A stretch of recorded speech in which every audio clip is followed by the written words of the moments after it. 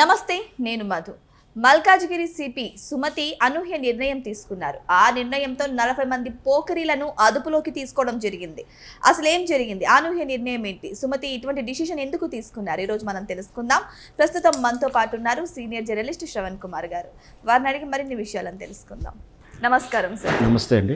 Sir, CP Sumathi తను బాధ్యతలు చేపట్టిన వెంటనే ఒక నిర్ణయం తీసుకున్నారు. దాని ద్వారా 40 మంది ఆకతాయిలను అరెస్ట్ చేసినట్టు తెలుస్తోంది.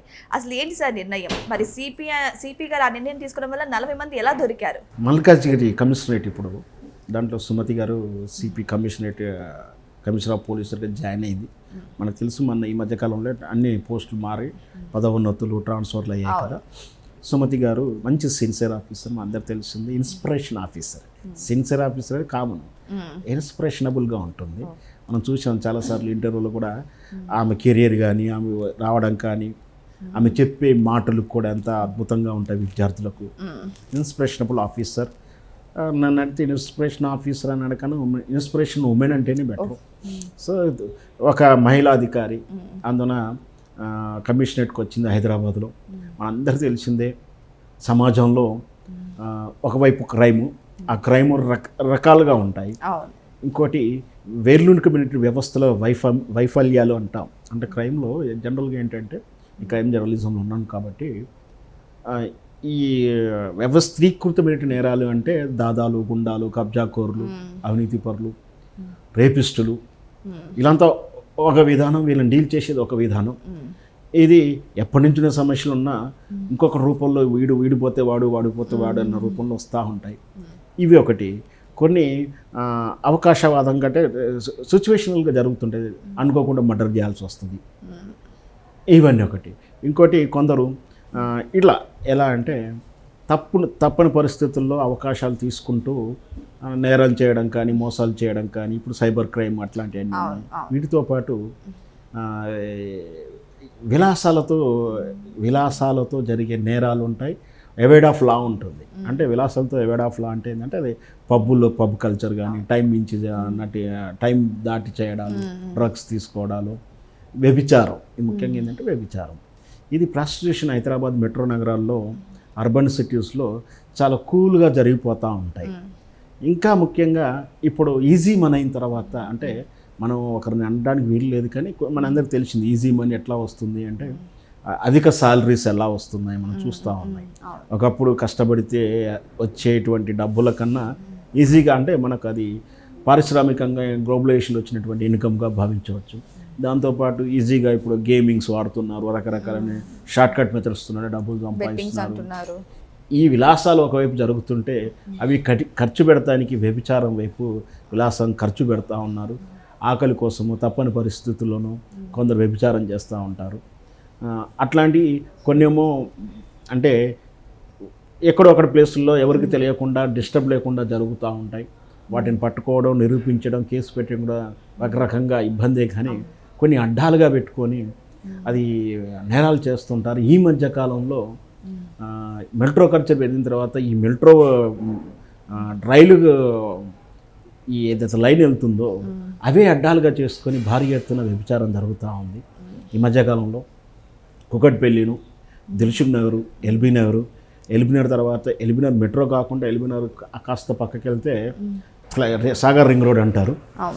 అవన్నీ కూడా సాగర్ రింగ్ రోడ్ ఇప్పుడు ఎందుకు బాగా వ్యభిచారాన్ని అడ్డ అయిందంటే, అక్కడ ఫ్లైఓవర్స్, మల్టీ ఫ్లైఓవర్స్ అయింది. అంటే ఇటు నుంచి ఒకటి వెళ్తుంది, ఒకటి అటు నుంచి వెళ్తుంది, ఒకటి ఇంటి నుంచి వెళ్తుంది, ఇలా మల్టీ లెవెల్ అయిపోయినాయి.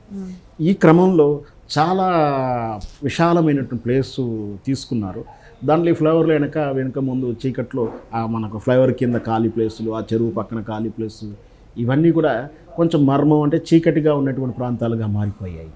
సో అవి వీళ్ళ అడ్డాలుగా మార్చుకొని అక్కడే వ్యభిచారం చేస్తున్నారు. అక్కడ రోడ్డు మీద మాట్లాడుకుని వెళ్ళిపోవడం, తీసుకుపోవడం ఒక రకంగా అయితే, అక్కడే అదొక 5 స్టార్ హోటల్లా భావించేసి అక్కడే వ్యభిచారం చేస్తున్నటువంటి, ముఖ్యంగా ట్రాన్స్జెండర్స్ కూడా అడ్డాలుగా మారిపోయాయి. ఫస్ట్ ఆఫ్ ఆల్ మెట్రో లైన్లో, మెట్రో రైల్వే కింద, రైల్వే స్టేషన్ కాడ ముందు మనం ఎక్కే కాడ వెయిటింగ్ ప్లేస్లో, అంటే సామాన్య కుటుంబీకులు, నాలాంటి వాళ్ళు అక్కడ నిలబడి వెయిటింగ్ చేయాలంటే కూడా అవమానకరంగా ఉంది, చూసే చూపులు ఆ రెస్పెక్టింగ్స్ పోతా ఉంది. అందుకని కుటుంబీకులు ఎవరు కూడా అక్కడ ఉండరు. సో చాలా కంప్లైంట్స్ వెళ్ళినాయి, చాలాసార్లు అయినాయి. ఎన్నో మీడియా సంస్థలు ఎన్నో పత్రికలు రాస్తున్నా కూడా అవి వ్యవస్థీకృతమైంది, వాళ్ళు పోలీసుల సాధ్యం కావట్లేదో తెలుస్తలేదు. యాక్షన్ తీసుకోవచ్చు కదా సార్, తీసుకోవచ్చు ఎందుకంటే కానీ అంతగా తీసుకున్నట్టు క్లారిటీ కనిపిస్తలేదు. మీరు బహిరంగంగా మనం వెళ్తుంటే కనిపిస్తుంటుంది ఆ మెట్రో కింద అవునంట సార్. ఎవరో ఒకరు నిలబడడం, ఆ నలుగురు కలిసి అడగడం, అక్కడ తీసుకుని వెళ్ళిపోయడం ఒక విధానం అయితే, అడ్డాలని కిందనో ఆ చాటుకోనో అక్కడే పని కానిస్తున్నటువంటి విధానం చూస్తూ ఉన్నాం. ఈ విషయాన్ని మరి సీరియస్గా తీసుకున్నట్టుంది మన సుమతి మేడం గారు. వీళ్ళని పట్టుకోవాలంటే పోలీసుల మెథడ్స్ ఉంటాయి, మఫ్టీలో వెళ్ళడం, లేదే వాళ్ళే ఏజెంట్ గానో బ్రోకర్ గానో, మనం ఈ మధ్యకాల స్పై అంటాం మనం, ధురంధర్ చిత్రం తీసిన చిత్రం మాదిగా వాళ్ళే వెళ్ళడం, అలా అది సాహసమైన చర్య అని చెప్పాలి.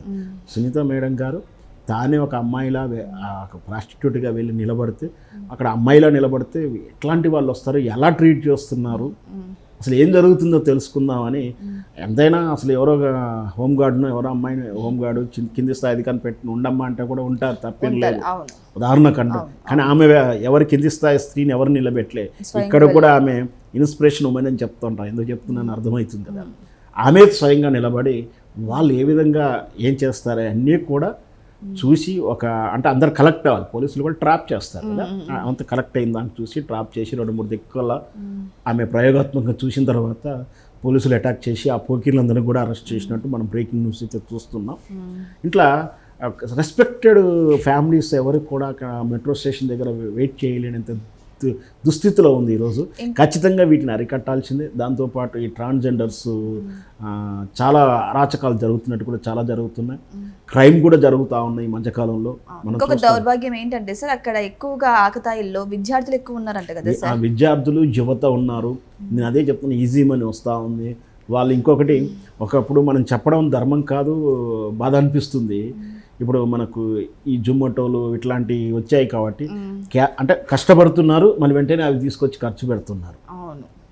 అంటే ఇదివరకు మనకు పార్ట్ టైం జాబులు దొరకాలన్నా, ఇప్పుడు హ్యాపీగా 1 అవర్ జాబ్ చేయాలన్నా, ఒక ఓలాలోనో ఉబర్లోనో 1 అవర్లో ఎంటర్ అయ్యాడంటే హ్యాపీగా 100-200 తీసుకొని వచ్చేస్తాడు 1 అవర్లో. అంతే. ఇదివరకు అలా కాదుగా, 9 to 9 చేయాల్సింది, 9 to 5 చేయాల్సిన జాబులు అవి.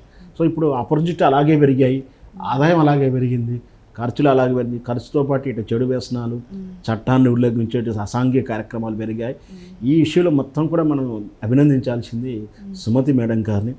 ఆమె తానే నిలబడి మాట్లాడి వాళ్ళ మాటలు వినడం కూడా అసహ్యంగానే ఉంటుంది, భరించడం కూడా కష్టమే. సో అయినా కూడా మేడం వెళ్ళి వీటి మీద చర్య తీసుకునే అంత పూనుకోవడం ఉంది, చూసారా, దాన్ని అభినందించాలి.